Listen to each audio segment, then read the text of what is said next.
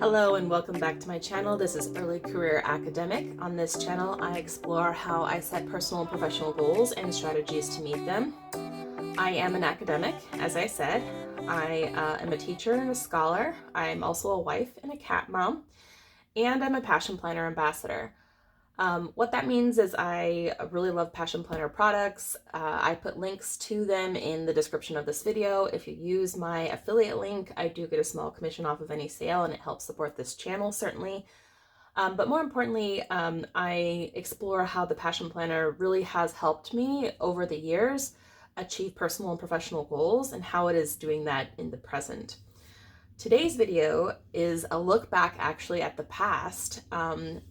Because it's the new year and people are thinking about goal setting and what they want to accomplish in 2022 and all that, I thought it would be a good thing to make a video about the Passion Planner roadmaps as they have been a part of my life over the last couple of years. So if you didn't get a chance, I did post a video about my current roadmap a few videos ago. I'll put a link in the description. And I wonder if people have questions about whether these roadmaps actually help you achieve your goals. And so I thought it would be interesting if I looked back at some of my earlier Passion Planner roadmaps to see, did I achieve those goals? Did I achieve them when I thought I was going to? Was it helpful to use that roadmap and compare what I did before with what I'm doing now? So that's what this video is. If you're interested, stick around. If you are interested in this kind of content, please give it a thumbs up and subscribe if you haven't already. So let's start with the first of my old Passion Planners.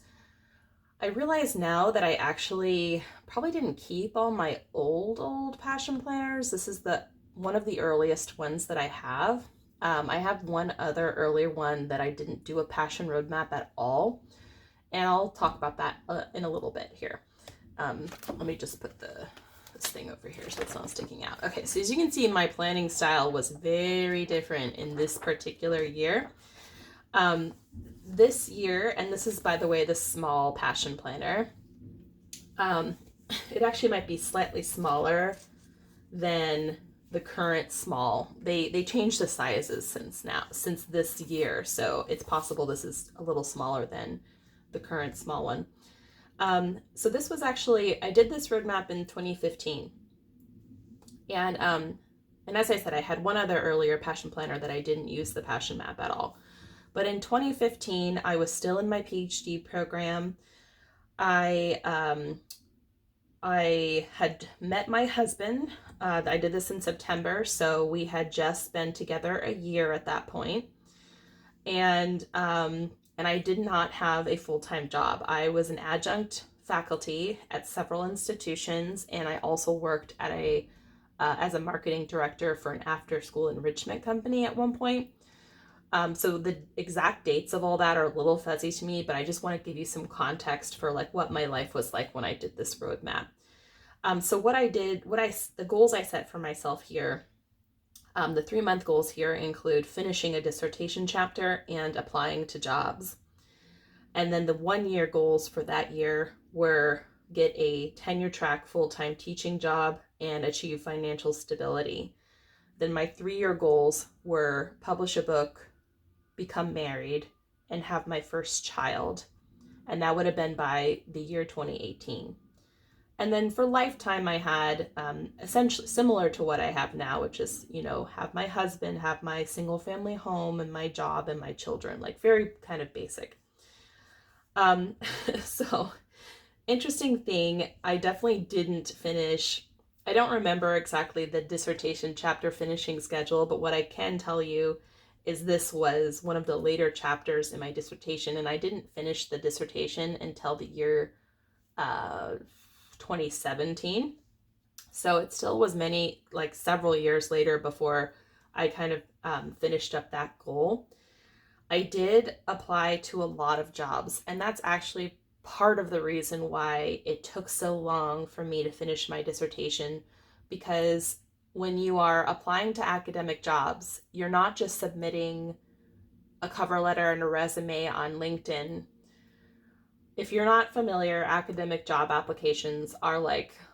almost as bad as adopting a child. I'm not even kidding. It's you have to provide a teaching statement, a diversity statement.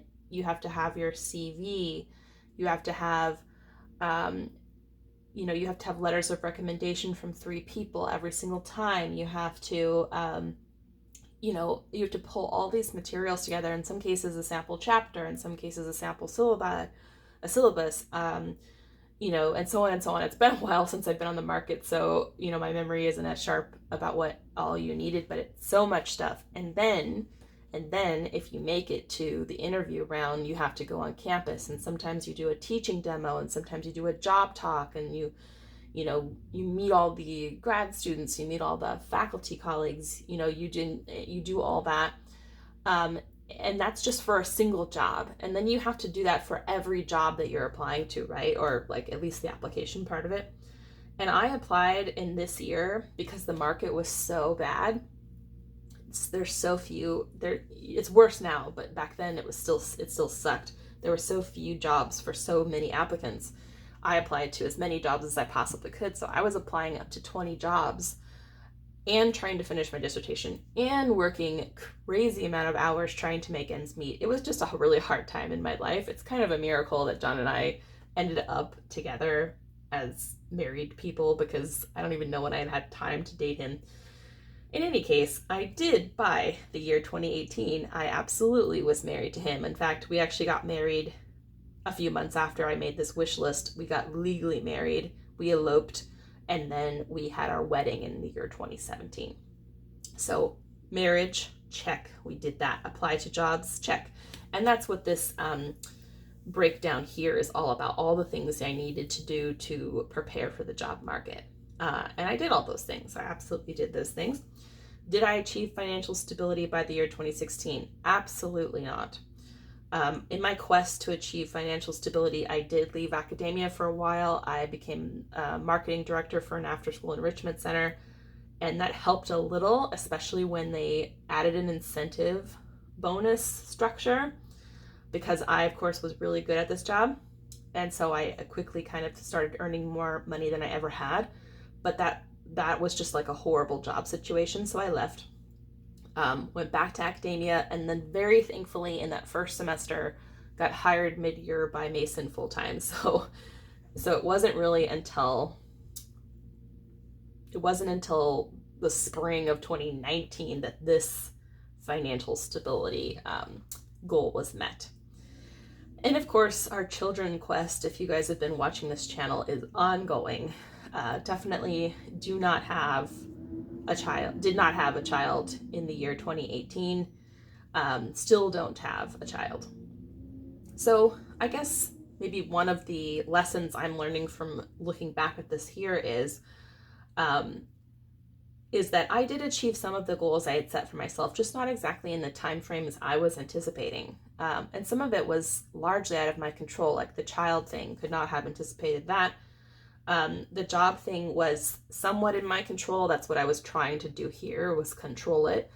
But it is, for many academics, a kind of impossible situation. So I guess I was trying to do whatever I could, and that's kind of what we're doing now with the child stuff.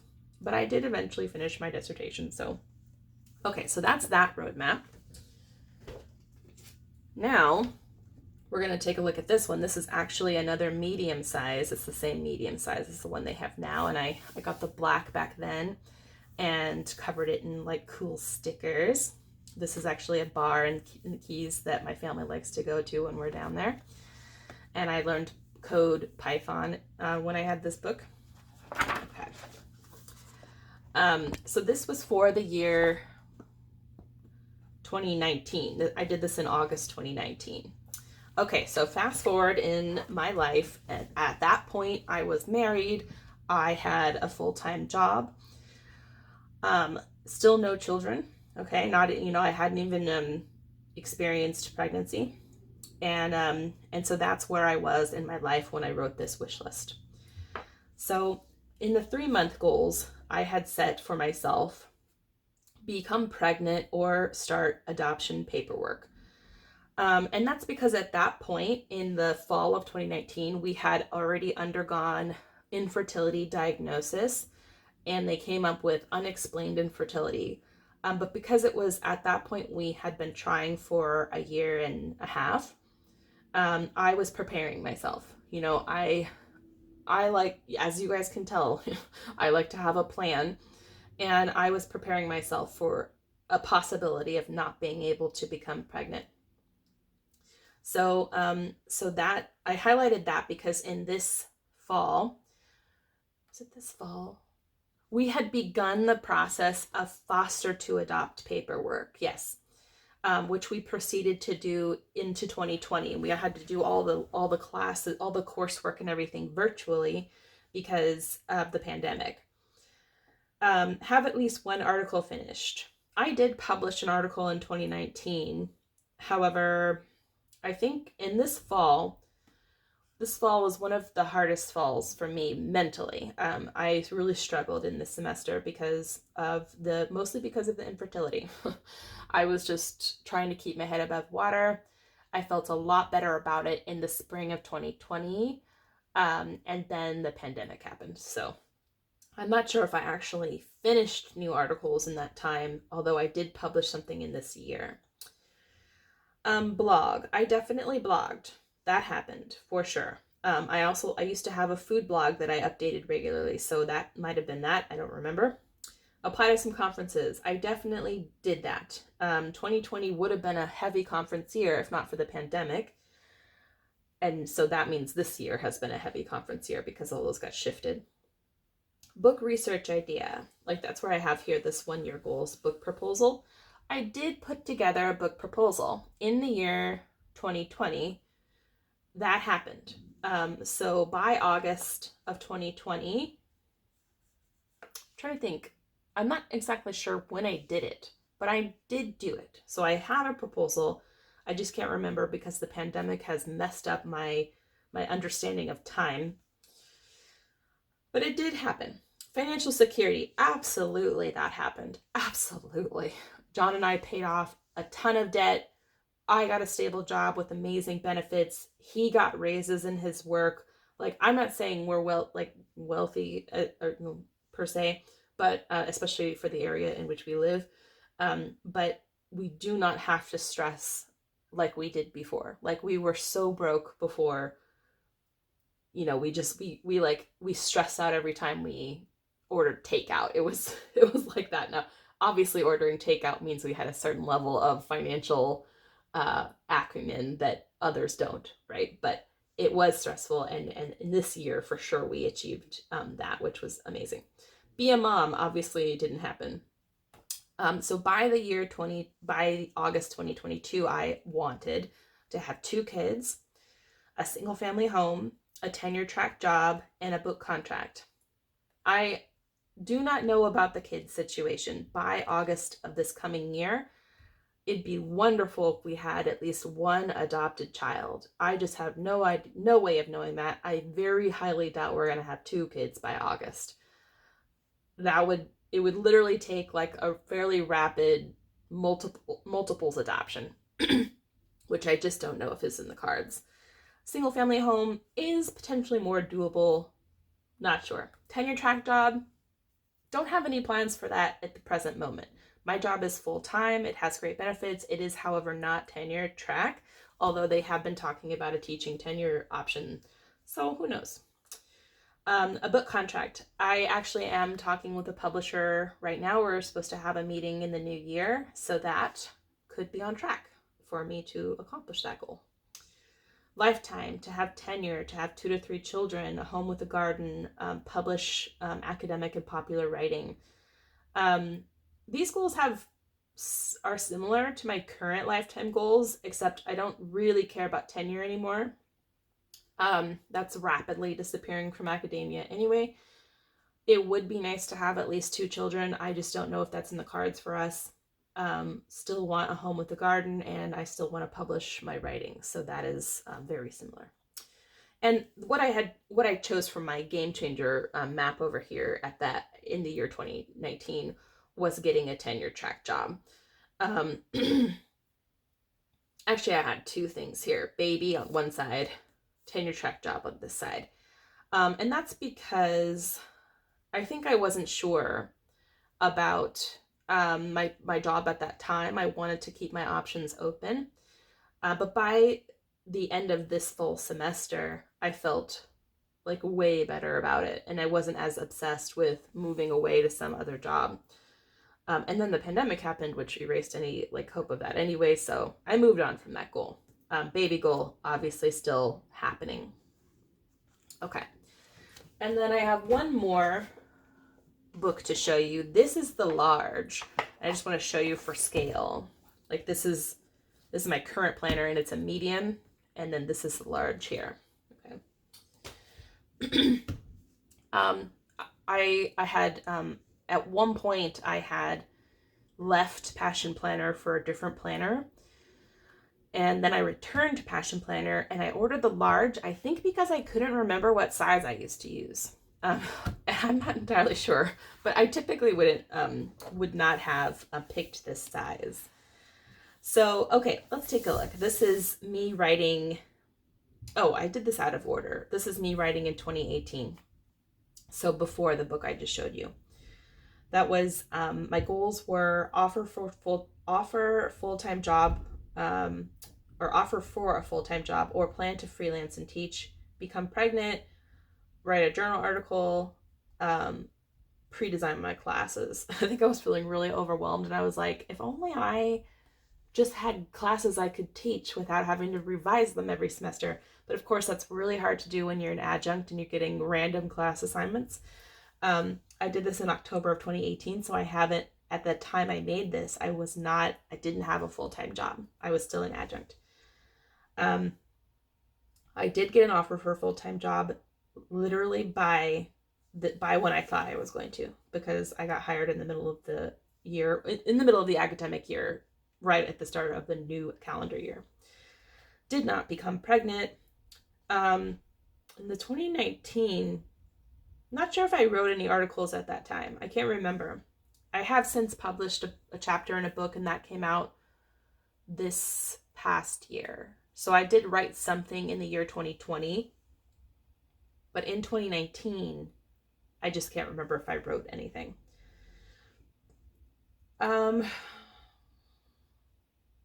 Start a book project. I don't think I started that until the following year, as I said, when I went over my last book. Become a mom. I mean, technically I did become a mom in this past year, in the year 2021. I just didn't stay a mom. So it sort of happened. We obviously didn't travel to Germany in the year 2021. Things were still just way too much of a mess because of the pandemic for us to do that. But it is a goal we have for 2022, so we'll see what happens. I did do a lot of writing and research in the year 2021, so on track for that. Savings for a single family home. We actually are pretty well set, but the market is so strange right now. We kind of want to wait and see a little bit. There's just not a lot of houses on the market right now, and they get snapped up in 24 hours with way over asking price. So we're not hurting to move out of our current place, but we want to as soon as the market settles down. And yeah, lifetime goals are similar. And this was my map to find a full-time job. That's what this was all about. Okay, so you guys can probably sense a theme here. Let me just kind of wrap up this video by talking about how those maps are similar and different from what I do currently in my Passion Planner. If you guys watched my roadmap video, you know that I talked about the roadmap that I set out in June of 2021. That was this one here. And I highlighted in yellow the things that I did accomplish in the 6-month time frame. The stuff that's covered up in stickers is the baby. Okay, so I thought when I made this map, I was pregnant and I thought I'd be welcoming a baby into our home. So that stuff's covered up here. What I do now is a little different than what I did then. It's similar, you guys can see. But I think more carefully about this lifetime stuff, and I try to make these things really reflect movement on these goals that I have for my life.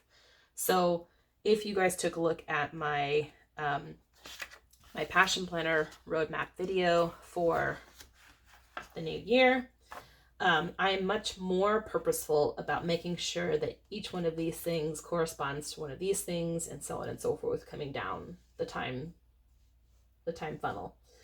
And I still picked like a few things that were really important to me to focus on. But I do try to make all these things correspond to these things, because I think that's probably more effective for me. Like, I want the things I'm doing to move me toward this, you know? And a lot of it I still can't control, as we've been discussing, but it does make me feel better to know that my actions now are moving me toward these things that I want for my life. So that's my overview of using the Passion Planner roadmap for thinking about my life goals, and where it did and didn't pan out the way I thought. As you can see, though, a lot of the things I wanted happened, just not in the amount of time I planned for. And some things still haven't happened, right?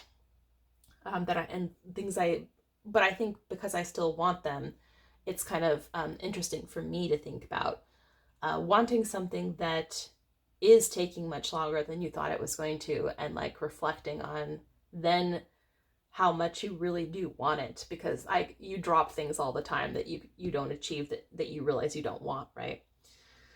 It's a long way to say that I'm pretty happy with where my current life goals are. I think I've had enough practice now thinking about it that I kind of know. I know that this stuff's probably not going to change a whole lot from year to year. Just how I'm approaching it might change. So we'll see. Stay tuned. I'd love to know in the comments, do you look back at your old roadmaps or your old goal lists and see that if you accomplished what you set out to? Do you have a mechanism for doing that? Do you notice anything interesting, any interesting patterns or questions that come up?